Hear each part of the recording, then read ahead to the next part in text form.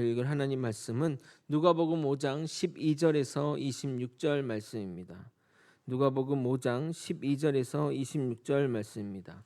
신약성경 96면입니다. 좀 긴 본문이지만 내용을 이해를 위해서 읽도록 하겠습니다. 제가 먼저 읽겠습니다.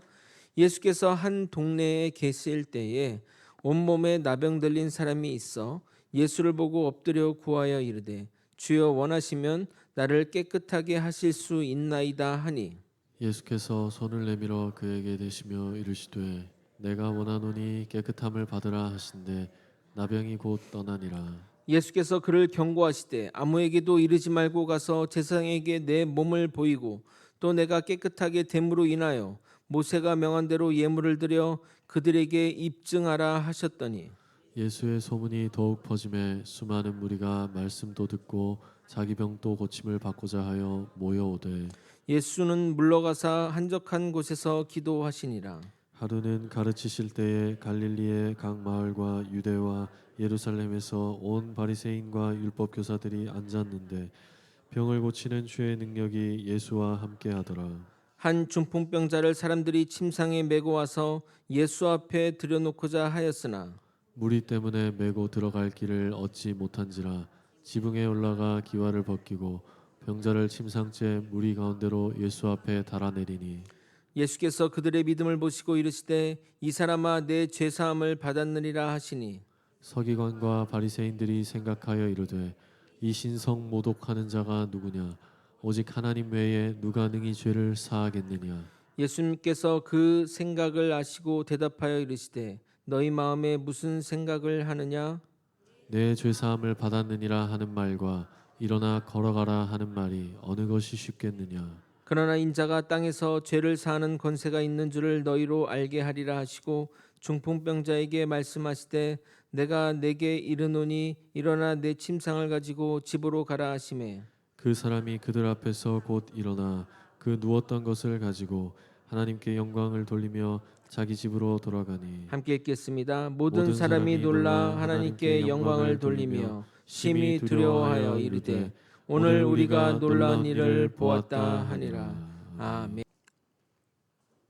지난 설교의 내용을 소설로 구성해서 말씀드려 보도록 하겠습니다. 베드로는 삶의 무게로 인해 예수님을 떠나 일상으로 돌아왔지만 일이 손에 잡히지 않았고 일도 잘 풀리지 않아 상심한 마음으로 살아가고 있었습니다. 그런 베드로가 있는 곳에 예수님이 찾아오셨습니다. 사람들이 웅성웅성 거리며 소란이 났지만 죄송한 마음에 예수님을 쳐다도 보지 못하고 멍하니 그물만 정리하고 있었습니다. 그런데 예수님이 자신의 배에 올라타더니 거기서 말씀을 전파하시는 것이었습니다. 애써 다른 곳을 쳐다보며 외면했지만 귀로 듣는 말씀은 여전히 마음의 심금을 울리는 말씀이었습니다. 말씀을 마치시고 예수님이 갑자기 저에게 깊은 곳으로 나아가 그물을 내리라고 말씀하셨습니다.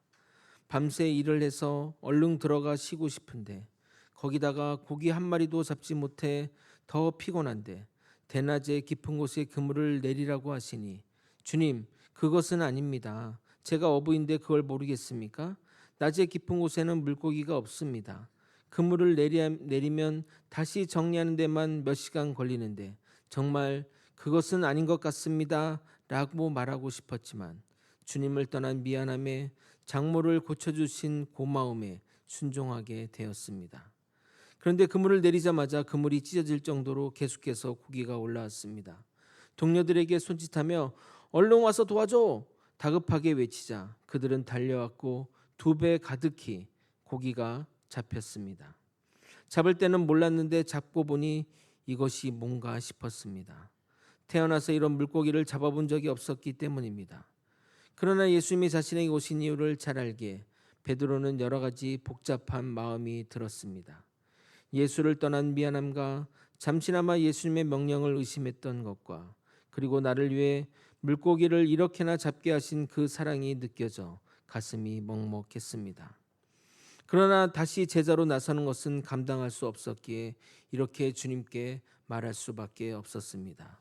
주여 나를 떠나소서 나는 죄인이로소이다.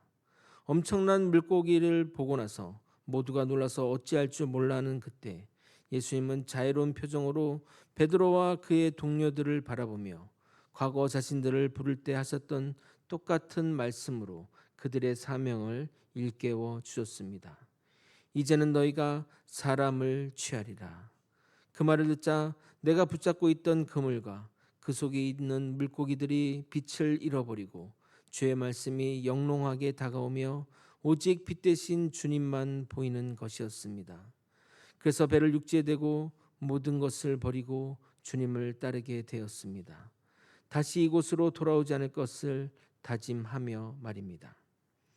누가는 다른 복음서 저자와 달리 섬세하면서 인간에 대한 애정이 그의 책에서 묻어나옵니다. 그래서 누가복음을 읽을 때 한 스푼의 상상력을 더하면 놀라운 이야기를 발견하는 경우가 많습니다. 특히 그는 소외되고 연약한 자들에 대한 관심이 많습니다. 아마도 그의 직업과 연관이 있는 것 같은데 그런 면에서 누가는 참 의사가 아닌가 생각됩니다. 그가 사도 바울이 순교할 때까지 그의 곁을 떠나지 않은 것만 봐도 알 수 있습니다. 오늘은 누가의 전문 분야인 병자들에 관한 이야기가 나옵니다. 본문은 26절까지만 읽었지만 5장 마지막까지 다루도록 하겠습니다. 5장 전체는 하나의 주제로 관통하고 있습니다. 주로 사회적으로 천대받고 소외된 자, 병자와 지쳐 쓰러진 자들을 주님이 일으켜 세우는 이야기입니다. 예수님이 그들의 현실적인 문제만 해결해 주시는 것이 아니라 그 사람의 전 인격을 일으켜 세우십니다. 오늘 우리는 예수님이 나병 환자와 중풍병자 그리고 죄인이라고 손가락질 받았던 세리의 삶을 어떻게 변화시키는지 살펴보도록 하겠습니다. 주님으로 인해 우리의 삶이 어떻게 변화되는지 깨닫는 시간이 되길 예수 그리스도 이름으로 소원합니다. 세계 어디서나 나병은 저주받은 질병입니다. 과거 우리나라도 나병에 대한 편견이 있어서 만지기만 해도 전염된다고 생각한 이들이 많았습니다. 한때는 나병 환자들이 병을 고치기 위해 어린아이를 납치하여 간을 빼먹는다는 말도 안 되는 이야기가 퍼져 어느 동네에서는 나병 환자를 보자마자 몽둥이로 때려 죽게 만드는 사건도 있었습니다. 성경에서도 대표적으로 저주받은 질병이 나병입니다. 당시는 보건위생이 좋지 않았기에 쉽게 감염이 되었으며 진과 달리 마땅한 치료제가 없다 보니 걸리면 절대 고쳐지지 않는 병이었습니다. 특히 면역계통의 질병인지라 전염이 되지 않아도 면역력이 떨어진 이들이 쉽게 걸릴 수가 있어서 특히 조심해야 하는 질병이었습니다. 레위기 13장 44절부터 46절을 보면 그 병에 걸린 사람의 비참함에 대해 이렇게 기록되어 있습니다. 제가 읽도록 하겠습니다. 이는 나병 환자라 부정하니 제사장이 그를 확실히 부정하다고 할 것은 그 환부가 그 머리에 있음이니라. 나병 환자는 옷을 찢고 머리를 풀며 윗입술을 가리고 외치기를 부정하다 부정하다 할 것이요 병 있는 날 동안은 늘 부정할 것이라. 그가 부정한즉 혼자 살되 진영 밖에서 살지니라. 나병이 전염병인지라 걸리면 공개적으로 자신의 병을 드러내야 했고 가족과 떨어져 진영 밖 정해진 장소에서 혼자 살아야 했습니다. 병이 걸린 것도 참 억울한데 공개적으로 자신을 부정하다 외치하는 상황이 너무나 힘들었을 것입니다. 그런데 나병 환자가 예수님께 나왔습니다. 12절을 여러분이 한번 읽어보도록 하겠습니다. 함께 읽겠습니다. 시작. 예수께서 한 동네에 계실 때에 온몸에 나병 들린 사람이 있어 예수를 보고 엎드려 구하여 이르되 주의 원하시면 나를 깨끗하게 하실 수 있나이다 하니. 본문을 보면 나병이 온몸에 나병이 들린이라고 표현되어 있지만 실제적 의미는 나병이 온몸에 가득 찬 상태를 말하는 겁니다. 그러므로 누가 봐도 아주 심한 나병 환자가 예수님께 나온 것입니다. 이 정도면 예수님의 제자들이나 주변에 있는 무리들이 그에게 돌을 던져 쫓아내도 뭐라 할 사람이 아무도 없을 것입니다. 그런 상황을 잘 알고 있었기에 나병 환자는 자신의 목숨을 걸고 예수님께 간절하게 나선 것입니다. 그런데 그는 무작정 고쳐달라고 떼를 쓰지 않고 최대한 정중하게 예수님께 엎드려 은혜를 베풀어 달라고 요청합니다. 죽음을 무릅쓰고 나온 그의 모습과 예의를 갖춰서 예수님께 은혜를 구하는 그의 행동을 보며 예수님은 그의 몸에 손을 대신 것입니다. 13절을 읽겠습니다. 예수께서 손을 내밀어 그에게 대시며 이르시되 내가 원하노니 깨끗함을 받으라 하신데 나병이 곧 떠나니라. 아마도 곁에 있던 모든 이들이 예수님의 행동에 매우 놀랐을 것입니다. 왜냐하면 당신은 나병은 만지기만 해도 전염된다고 믿었기 때문입니다. 그러나 나병 환자는 예수님이 자신의 몸을 만지실 때 어떤 마음이 들었을 것 같습니까? 자신을 보는 모든 사람이 얼굴 보기도 피하고 어떤 이들은 자신에게 돌을 던졌는데 심지어 가족도 자신의 몸을 만지지 않았는데 예수님이 그의 몸을 만지신 것입니다. 아니, 그의 마음을 만지신 것입니다. 이어서 예수님은 그에게 내가 원하노니 깨끗함을 받으라고 선포하십니다. 깨끗하다의 헬라어 카타리사이는 눈에 보이는 나병이 청결하게 되는 것과 제의적으로 정결해지다는 의미도 포함하는 단어입니다. 즉 예수님의 선포는 그가 나병으로부터 깨끗해진 것뿐만 아니라 나병 환자에게 주어지는 속박에서도 풀어진 것을 말하는 겁니다. 그가 왜 정결함을 인정받는 것이 왜 중요하냐면 그의 나병이 나았다 할지라도 제사장을 통해 병이 나았다고 인정받지 못하면 공동체 안으로 들어오지 못하기 때문입니다. 그러므로 예수님의 이 치유는 그를 온전히 회복시키는 치유라 할 것입니다. 이어서 예수님은 나병 환자에게 어떻게 할 것을 상세히 알려주십니다. 이렇게 하시는 이유는 그의 일상의 삶을 회복시키기 위해서입니다. 진정으로 그를 생각하며 하시는 말씀인 겁니다. 14절을 읽겠습니다.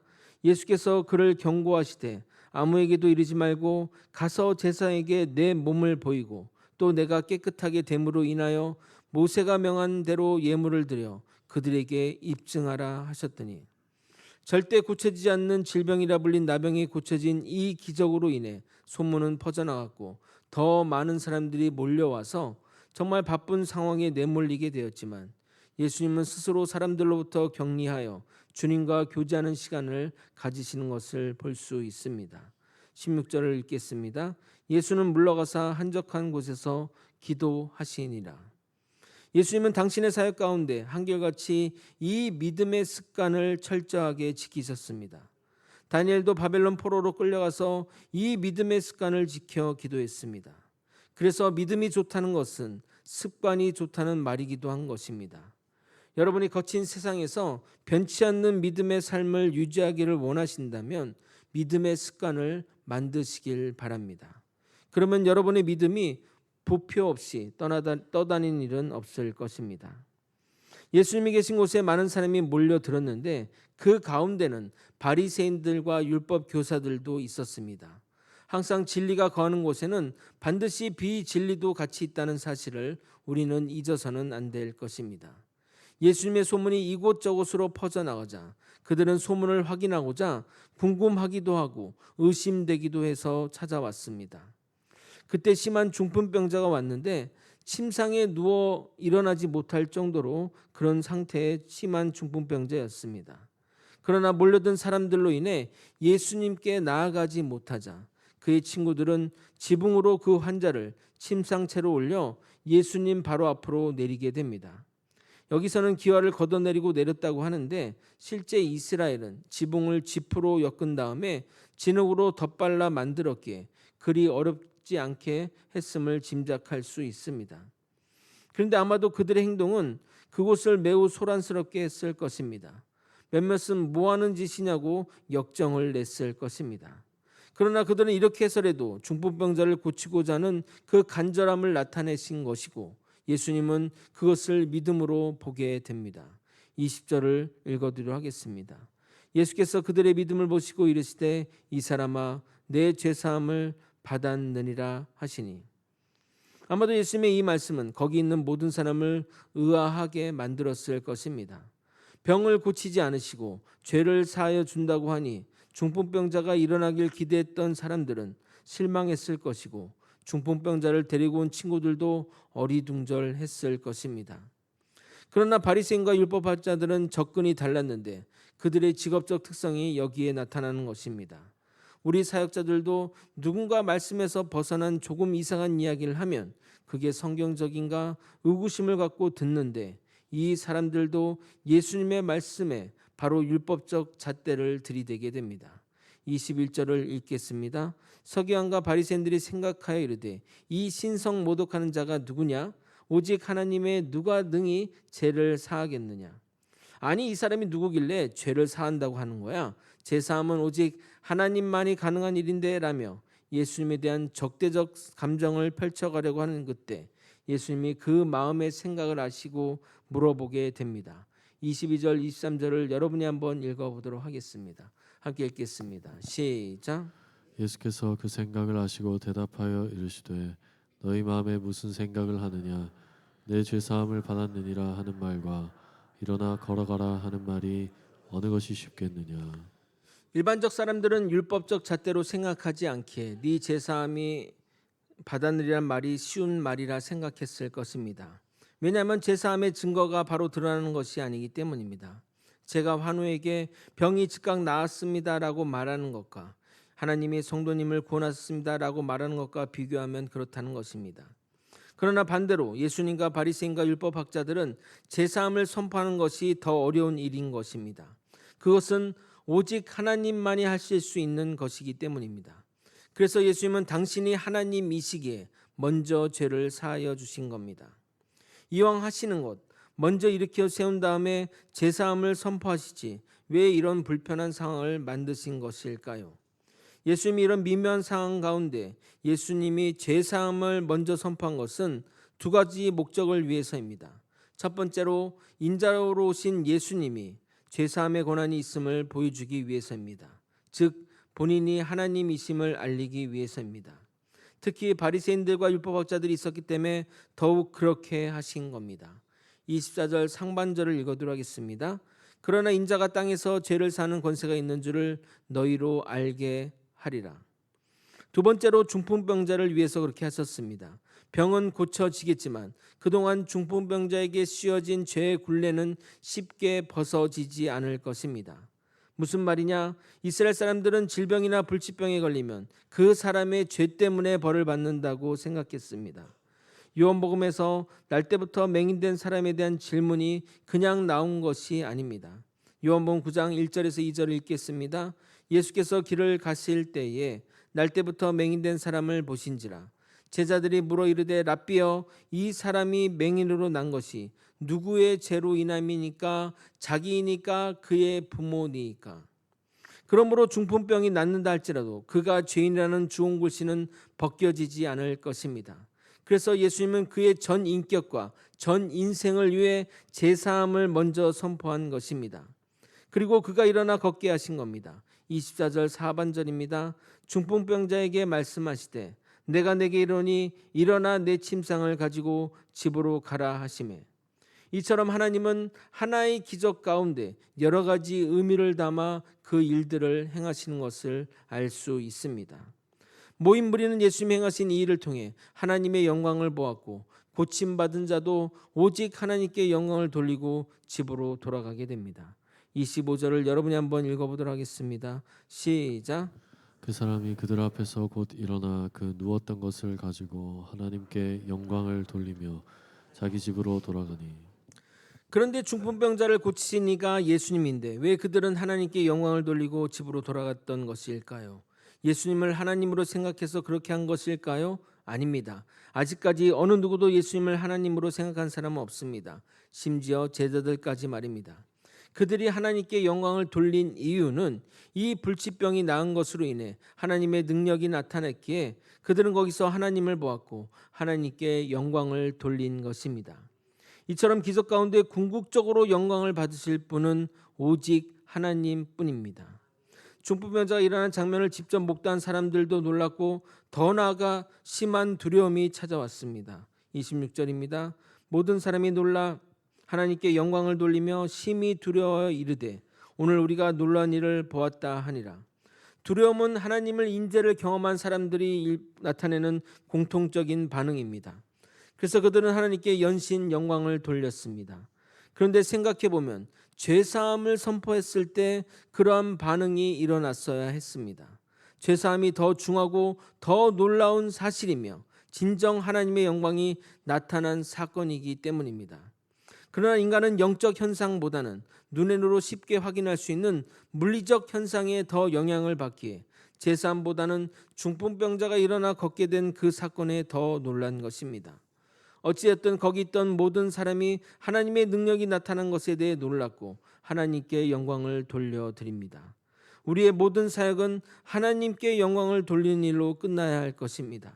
결코 인간이 칭찬을 받거나 또는 인정받는 일이 생겨서는 안 될 것입니다. 이처럼 예수님의 관심은 사회에서 소외되고 질병으로 고통받는 자들에게 있습니다. 그래서 그들의 병을 단순히 고치는 것에 그치지 않고 그들에게 주어진 사회적 차별까지 해결해 주십니다. 이어서 예수님은 또 하나의 소외된 자들에게 시선을 돌립니다. 바로 예수님의 제자 세리 레위, 후에 마테라 불리게 될 자입니다.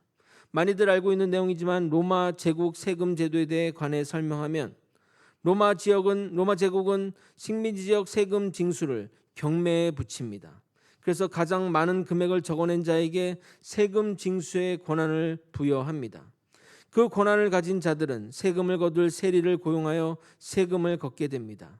세리들은 정해진 양만 자신을 고용한 자들에게 주고 그 이상 거두는 것은 자신의 몫이 되었기에 더 많이 거둘수록 엄청난 부를 축적할 수 있었던 겁니다.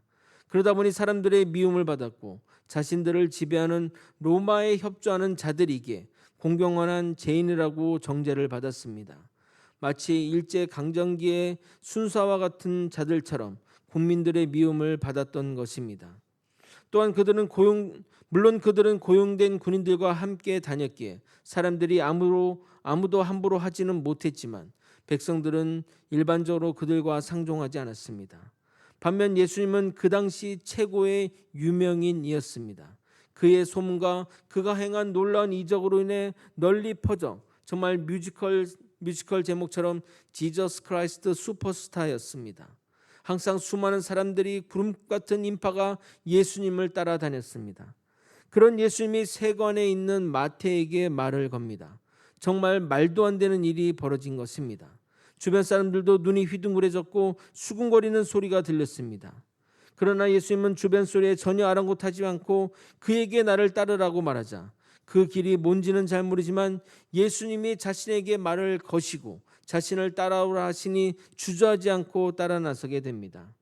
아마 저도 그 자리에 있었다면 다 버리고 따랐을 것입니다.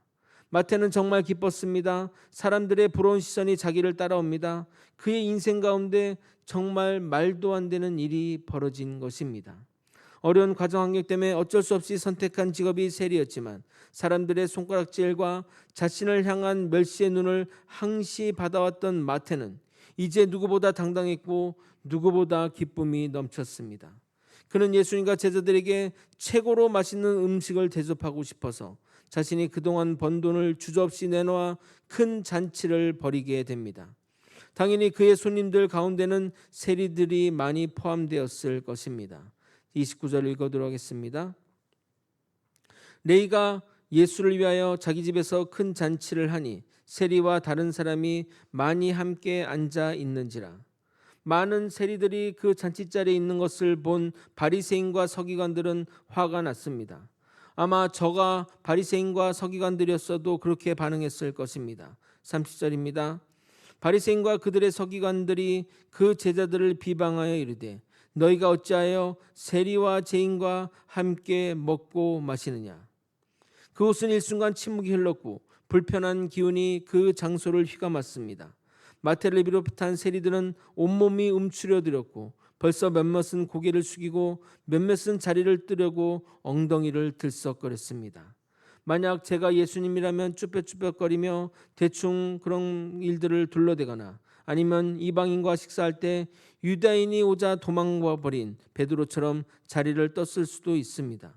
그러나 예수님은 이렇게 말하므로 세리를 포함한 모든 사람들을 안심시키고 바리새인과 서기관들의 말을 입을 막아 버립니다. 31절 32절을 여러분이 한번 읽어보도록 하겠습니다. 함께 읽겠습니다. 시작.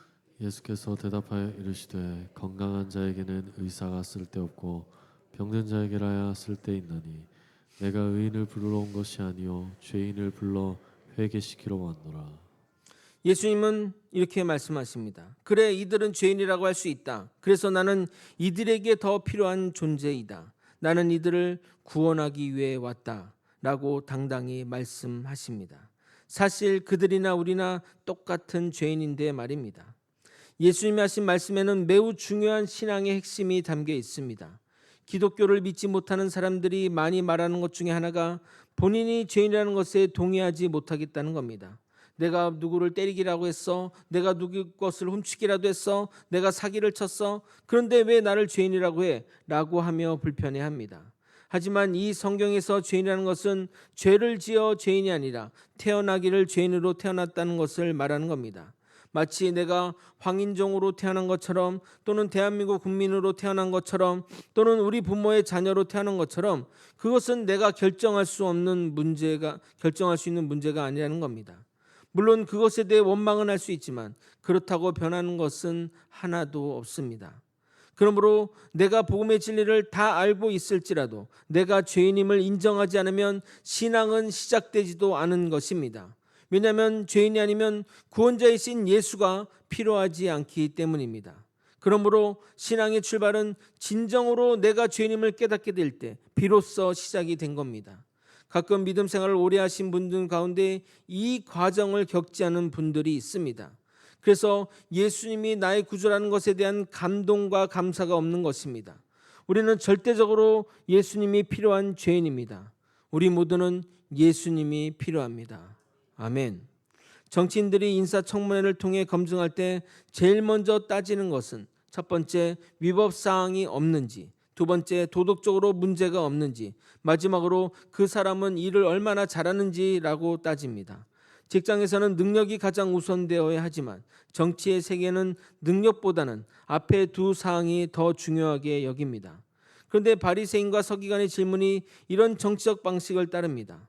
먼저 세리와 함께 식사하는 것이 율법적으로 문제가 없는지 다룬 다음 바리새인들은 예수님과 제자들의 청렴함 또는 도덕적 자질을 다루고 있습니다. 33절을 여러분이 한번 읽어보도록 하겠습니다. 시작. 그들이 예수께 말하되 요한의 제자는 자주 금식하며 기도하고 바리새인의 제자들도 또한 그리하되 당신의 제자들은 먹고 마시나이다. 세리 요한의 제자들도 그러하고 바리새인의 제자들도 금식하며 금욕적으로 사는데 왜 예수의 제자들은 매일 먹고 마시냐며 기도는 언제 하며 금식은 언제 하냐고 따지는 겁니다. 이러한 잔치자리에서 그런 것들을 물어보니 더욱 의도적인 질문이 아닐 수 없습니다. 이로 인해 다시 분위기는 싸늘해졌습니다. 그러자 예수님이 그들에게 이렇게 답변하십니다. 34절 35절입니다. 예수께서 그들에게 이르실 때 혼인집 손님들이 신랑과 함께 있을 때에 너희가 그 손님으로 금식하게 할 수 있느냐? 그러나 그날에 이르러 그들이 신랑을 빼앗기리니 그날에는 금식할 것이니라. 예수님은 그들과의 논쟁과 이기고자 이렇게 말씀하는 것이 아니라 단지 진리를 말함으로써 그들의 논리를 깨트리십니다. 지금 죄인들이 예수님을 만나 기쁜 자리인데 왜 금식하냐? 그럼 돌잔치나 결혼식에도 금식해야 하느냐? 신랑이 같이 있는 동안에는 잔치이니 먹고 마시는 것이 당연하나 곧 신랑을 빼앗게 되면 금식하게 될 것을 예수님 당신의 운명과 연관지어 말씀하십니다. 물론 들은 사람은 대부분 그 의미를 정확하게 파악하지 못했을 것입니다. 이처럼 예수님은 그들의 논리를 반박하며 앞으로 일어날 일들을 예언하시는 이중적인 언어를 보여주십니다. 결국 바리새인과 서기관들의 판단과 정죄는 율법에 근거한 것입니다. 그러나 율법은 하나님의 양심이므로 예외가 없고 죄인인 인간이 감당할 수 있는 수준이 아닙니다. 그곳에는 정죄와 죽음만 있을 뿐입니다. 그러나 우리에게는 예수님이 우리에게 오셨고 예수님이 계시기에 죄의 정죄에서 벗어나 용서와 생명이 우리에게 주어진 것입니다. 로마서 3장 20절 22절은 이렇게 말합니다. 그러므로 율법의 행위로 그 앞에 의롭다 하심을 얻을 육체가 없나니 율법으로는 죄를 깨달음이니라. 이제는 율법에 하나님의 한 의가 나타났으니 율법과 선자들에게 증거를 받은 것이라. 곧 예수 그리스도를 믿음으로 말미암아 모든 믿는 자에게 미치는 하나님의 은이 차별이 없느니라. 율법의 한 의가 바로 예수 그리스도시요 본문에서 예수님이 말씀하시는 새 옷이며 새 포도주인 것입니다. 36절 38절을 읽어도록 하겠습니다. 또 비유하여 이르시되 새 옷에서 한 조각을 찢어 낡은 옷에 붙이는 자가 없나니 만약 그렇게 하면 새 옷은 찢어질 뿐이요 또 새 옷에서 찢은 조각이 낡은 것에 어울리지 아니하리라.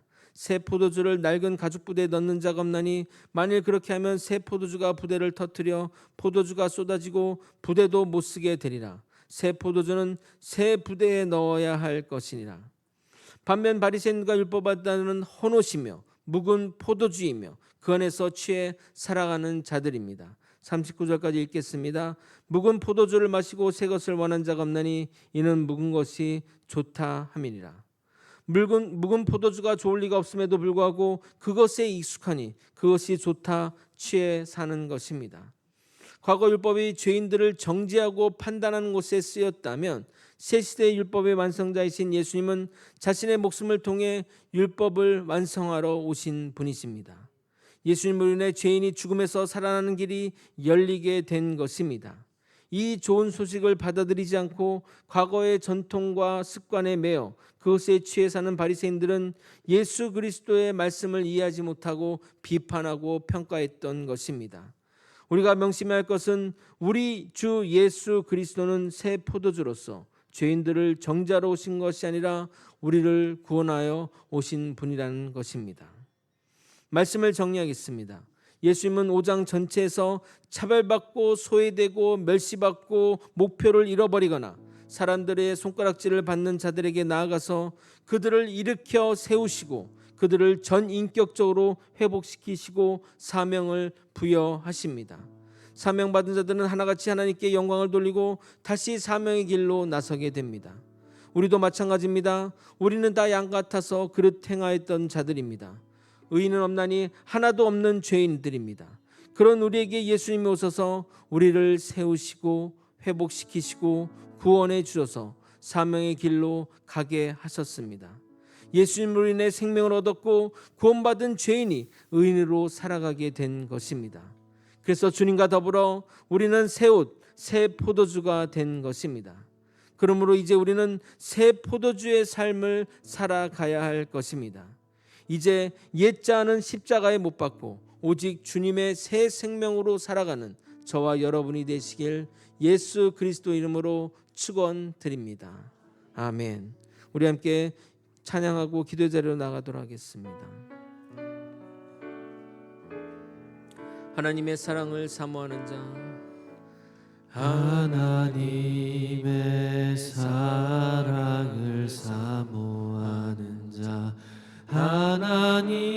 하나님의 평안을 바라보는 자, 너의 모든 것 창조하신 우리 주님이 너를 얼마나 사랑하시는지 하나님께 찬양과 경배하는 자,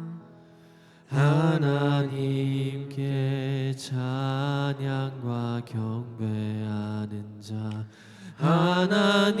하나님의 선하심을 닮아가는 자, 너의 모든 것 창조하신 우리 주님이 너를 아녀 삼으시오. 하나님 사랑의 눈으로, 하나님 사랑의 눈으로 너를 어느 때나 바라보시고, 하나님 인자한 귀로서 언제나 너에게 기울이시니 어두움에 밝은 빛을 비춰주시고 너의 작은 신음에도 응답하시니 너는 어느 곳에 있든지 주를 향하고 주만 바라 하나님 사랑의 눈으로, 하나님 사랑 나를 어느 때나 바라보시고 하나님 인자한 귀로서 하나님 인자한 귀로서 언제나 너에게 기울이시니 어두움에 밝은 빛을 비춰주시고 너의 작은 신음에도 응답하시니 너는 어느 곳에 있든지 주를 향하고 주만 바라볼지라. 여러분과 저나 몸은 다 정상인처럼 보이지만 우리는 다 영적으로 문둥병자요, 나병환자요, 중풍병자입니다. 예수님 앞에 죄인일 뿐입니다. 그러나 주님의 만남으로 인해 삶의 의미를 찾게 된 자들입니다. 과거에는 썩어져가는 것들을 취하며 허물을 추구하며 살았지만 예수님 만나 참 진리를 배우고 내가 사는 이유를 깨닫게 된 자들입니다. 세상은 사람들이 배운 것, 가진 것, 기타 환경과 조건을 따라 평가하지만 주님은 나를 존재 그 자체로 보시며 나의 연약함과 부족함을 채워주십니다. 언제나 주님께 나아가 삶의 의미를 깨닫는 우리가 되길 소망합니다. 다음 같은 기도 제목으로 기도하시겠습니다. 첫 번째, 언제나 내 기도를 들으시고 나의 아픔과 신음에 응답하시는 주님께 영광과 찬양을 올려드리는 믿음의 성도가 되게 하여 주시옵소서. 세상의 헛된 것을 추구하기보다는 주님 안에서 주님이 주시는 평화와 기쁨을 누리며 살아가도록 인도하여 주시옵소서. 세 번째, 세상 기준으로 사람을 평가하지 않고 주님이 사랑하는 한 영혼으로 바라보며 그를 일으켜 세우는 일에 최선을 다하는 순종의 사람이 되게 하여 주옵소서. 이와 같은 제목으로 주님의 이름 부르짖고 통성으로 기도하시겠습니다. 주여!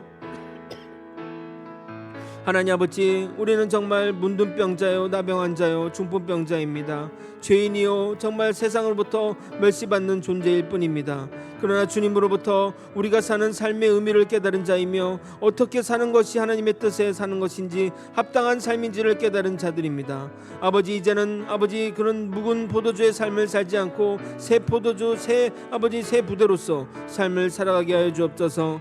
아버지, 여전히 세상은 사람이 가진 것으로 배운 것으로 그 조건과 환경과 그런 것으로 사람을 편다하지만 우리 주 예수님은 그 사람의 진심을 보시고 그 사람의 마음을 보시고 하나님께 향하는 그 갈급한 마음을 보시니 하나님께 나아가 엎드려 기도하는 아버지 우리가 되게 도와주옵소서. 주님은 그 존재 그 자체로 받아주십니다. 주님은 나를 일으켜 세우시고 온전하게 회복시켜 주십니다. 세상에 어떤 것도 나를 이렇게 알아주지 않았는데, 세상에 누구도 나를 이렇게 회복시켜 주지 않았는데 주님은 나를 일으켜 세우시고 완전하게 주님을 치유해 주시는 그 기쁨을 누리게 하시니 감사드립니다. 아버지여, 주님으로 살기 원합니다. 예수 그리스도의 믿음으로 살기 원합니다. 예수님의 그 생명대로 살기를 원하니 주님 붙들어 주시고 인도하여 주옵소서. 아버지, 이제는 나도 주님을 따라 사람을 세상 기준으로 평가하고 판단하지 않고 오직 주님이 바라보시는 한 영혼으로 바라보며 살게 도와주시옵소서. 세상 것을 추구하기보다는 하나님이 주시는 평안과 기쁨을 누리며 살아가는 주의 백성 되게 도와주옵소서. 오직 주님으로만 살아가는 주의 백성 되게 도와주옵소서. 우리를 이끄신 분이 주님이시고 나를 인정해 주신 분이 나의 주님이시고 또 내 모든 기도와 응답과 작은 신음에도 응답하시는 분이 주님이심을 고백하오니 주님과 함께 동행하며 주님이 주시는 세상이 주시는 평안과 기쁨으로 살아가는 주의 백성 되게 도와주시옵소서.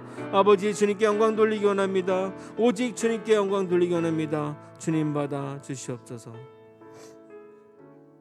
세상에서 나는 중풍병자요, 나병환자요, 죄인이고 희망이 없는 자였습니다. 그러나 주님을 만나 삶의 의미를 찾았고 주의 사명을 받아 주의 일을 하는 일을 감당하게 되었습니다. 주님으로 만남으로 인해 내 모든 것이 의미를 가지게 되었습니다. 이제는 아버지, 주님 안에 살며 주님이 주시는 그 세상이 주시는 평안과 그 기쁨을 누리며 살아가게 하여 주시옵소서.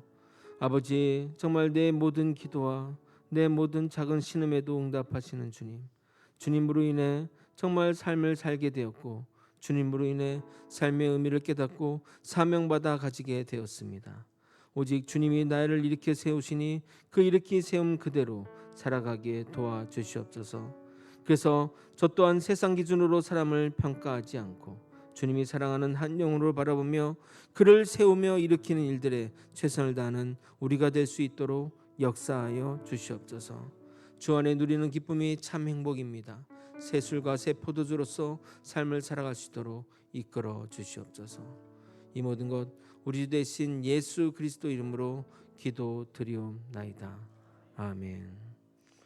지금은 우리 구주 예수 그리스도의 은혜와 우리 하나님 아버지의 크신 사랑과 성령 하나님의 감동 감화 교통 역사하시는 귀한 은총이 나를 일으켜 세우는 주님의 음성에 반응하여 오직 주님께 영광 돌리며 살아가는 믿음의 성도님 머리 위에, 그 가정 위에, 그리고 거제 소망교회 위에 이제로부터 영원히 함께 있을지어다. 아멘.